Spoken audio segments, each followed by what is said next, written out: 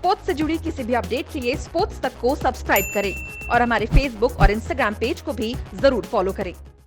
हम थोड़ा सा और पीछे जाते हैं। अभी हमने बात शुरू करी थी कोचिंग बैडमिंटन, इंडियन बैडमिंटन। तो हम अकेडमीज, कोचिंग की बात कर रहे थे। आपने जब शुरुआत में मुझे बोला कि आप नाम ले सकते हैं, तो मैं आपको बता दूं कि हम बात कर रहे थे Pullela Gopichand, the great former Indian badminton player, और आज वो चीफ नेशनल कोच हैं। ज्वाला ने टाइम एंड अगेन अपनी आवाज, या she is been very vocal Pullela Gopichand के अगेंस्ट, और in the manner I think जिस तरीके से वो शायद से सिस्टम को चला रहे हैं उसके अगेंस्ट आपने, am I right, am I being precise कि उनके सिस्टम के जिस तरह से वो चला रहे हैं, शायद से उसको आपने, उस बात को आपने शायद से you had reservations. If you actually अगर आप नोटिस करें, ऑब्जर्व करें, उनके भी टाइम में पंजाब से एक प्लेयर था, बैंगलोर से प्लेयर्स थे, केरला से प्लेयर्स, असम दीपांकर भट्टाचार्य, कोई भूल नहीं सकता बड़े बड़े नामों को। दिल्ली से players, Srikanth Bakshi, there all my seniors.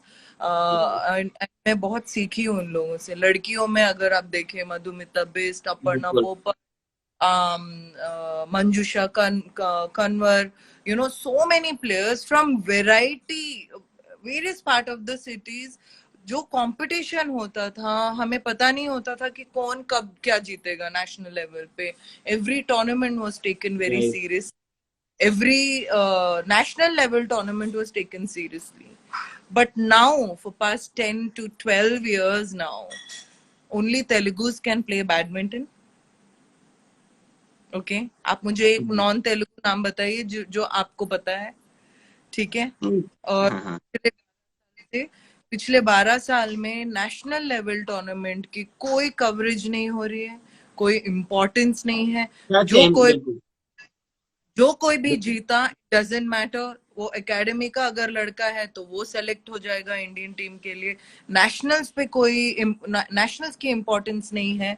Selection committee में हिमांता सर अभी आए हैं। हिमांता सर आने के बाद उन्होंने सिलेक्शन कमिटी फॉर्म की है, वो भी, और मुझे रखा है सिलेक्शन कमिटी में। वो भी सर को मंजूर नहीं था, जो है बड़े सर, तो बट मुझे रखा है। बट मैंने जाके इंक्वायर किया कि ये हिमांता सर के पहले जो अखिलेश दास गुप्ता जी थे और वर्मा, ऑल ऑफ देम, मैंने पूछा सिलेक्शन कमिटी, हाँ selection committee, they said there was no selection committee and I was shocked.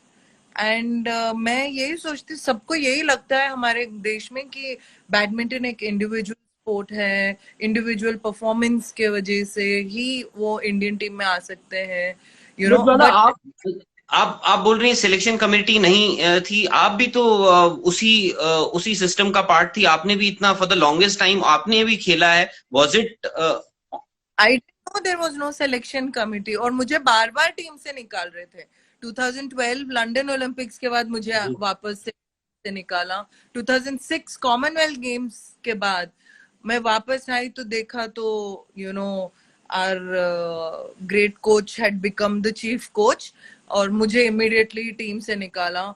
I was national champion since 2001 till 2012-13 continuously.